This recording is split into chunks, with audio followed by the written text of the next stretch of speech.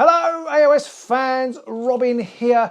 Yes, I'm back with a video for you about the Exiled Dead reveal from Adepticon over in the US. Normally I do this video with Pete, but sadly Pete's wife isn't very well. She has COVID, so I hope she gets well, Pete, but it means Pete can't come over here tonight, and he's worn out, so we couldn't even do it online. I'm just doing it on my own, so you're going to have to miss out on our lovely banter that I know you all enjoy so much. You're literally going to get a stream of consciousness from me about the Exiled Dead. So what do we know about the Exiled Dead? Well, we knew already that they were kind of like this new macabre undead, and I think looking at the models we can agree that they are kind of, I don't know, well actually they're not that different, but they have got these electrical bits sticking out of them. They're kind of proper old Frankenstein electricity reanimated parts, kind of undead. The leader, as well as looking like a reject from a Delac gang, he has got no mouth. He's a vampire, so you'd think having a no mouth may be a difficult career choice, but you know, give it a go if that's what your dream is, I suppose. So he's got no mouth. He's a vampire. He's animated these guys.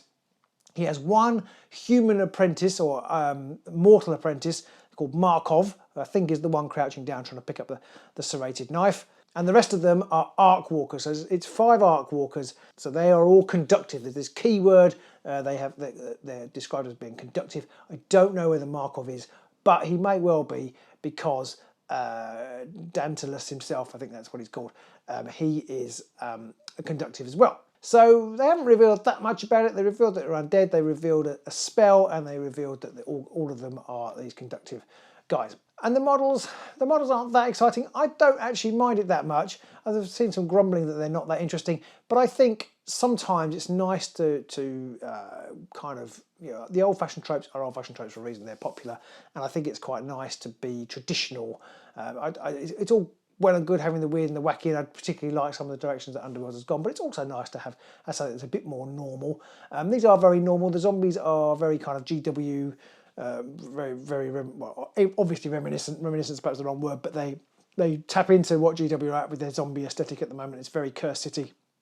One of the guys with the halberd and the shield is really Curse City. Looks incredibly like the modelling in Curse City. They look pretty easy to paint, which is quite nice, and it's quite nice to have an unfussy warband. There are 7 of them, which is pretty cool. We haven't had a 7-player warband for a little while, and they're kind of undead, but they do look a bit like, for me, they look a bit like the Sepulchral Guard on steroids, I suppose, much like Kanan did, but perhaps even more so in some ways. And we haven't seen the stats yet, so I don't know about that, but in terms of, they've got a movement action, which is quite incredible. I'll come on to it in a second.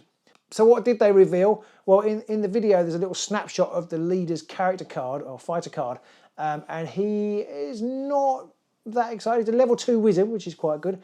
He only has a ranged spell attack, a range 3 spell attack. He's the first wizard in the game that has no other attack other than his spell, which is kind of interesting. And it's not that good. It's range 3, uses lightnings, and it does 1 damage, and which isn't that great. He's got nothing to back that up.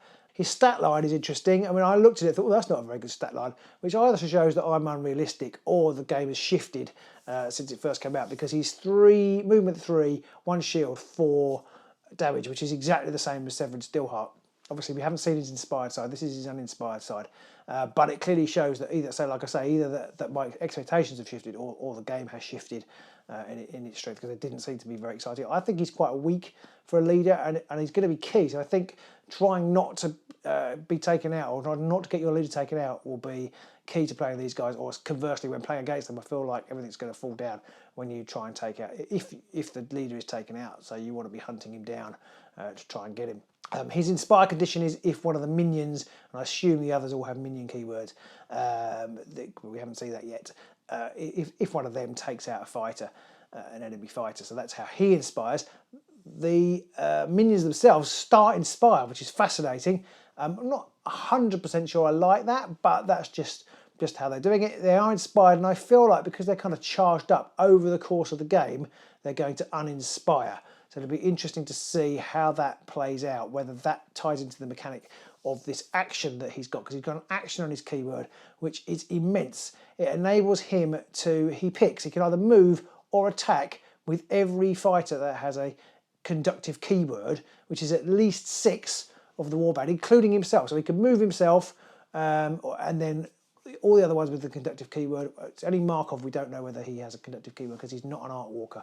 Or if they're already in position, he can attack with everybody, or some of them, and himself. His attack isn't that great, so that's not that brilliant. But he can, if he wants, he can attack. Like if you can get some good weapon upgrades on them, it could be really, really tricky. I feel like the illusion cards might be quite good. Some of the illusion upgrades, pop those on, and they only last a turn, but then move them up, or get them into position and then pop them on and then attack. Could be brutal. So not only can he move and attack, he can then place a dead fighter back on the board. I don't know whether they come back inspired, possibly not, but maybe that's when they lose their inspiration. So the opposite of the Sepulchral Guard. But it just seems like a crazy thing. He can move up to at least 6 of the warband, maybe 7. He can move in one go or attack with them.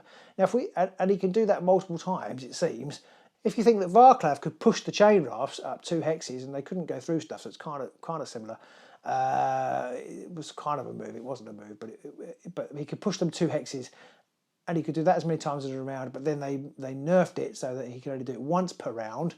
This just seems crazily strong. Obviously, we won't know how strong until we see what the stats are of the minions. But it just seems like a crazy ability. So we'll have to see how that's going to be mitigated in the rest of the rules. And if that wasn't enough, there's a spell. Admittedly, it's a 2 lightning spells, but if that wasn't enough, there's a spell which enables you to choose again whether you attack or move, and do it again. So it feels very, very strong to me from what we've seen so far. But time will tell how strong it is. I'm sure there's going to be some things that mitigate it. Maybe they're very weak. Maybe they uninspire very easily. We'll just have to wait and see. So that's pretty much it. It's a very short video without Pete here for me to bounce off, from him to bounce off me. What do you think? Do you like them? Do you think they're boring? Are you really glad to see some sort of the more traditional fighter style or model styles back in the game? Do you think that the action is going to completely wreck the game for you, or do you think it's going to be all right? It's hard to know. Let's hope it's been play tested well. So yeah, that is the Exiled Dead. I'm kind of intrigued by them. I'm always quite excited when the new warbands kind of are announced. I don't mind the models. I don't think they're brilliant, but I don't mind them. I think they'll look good on the board, and I think they'll look. You can then use them for other things. They're quite universal.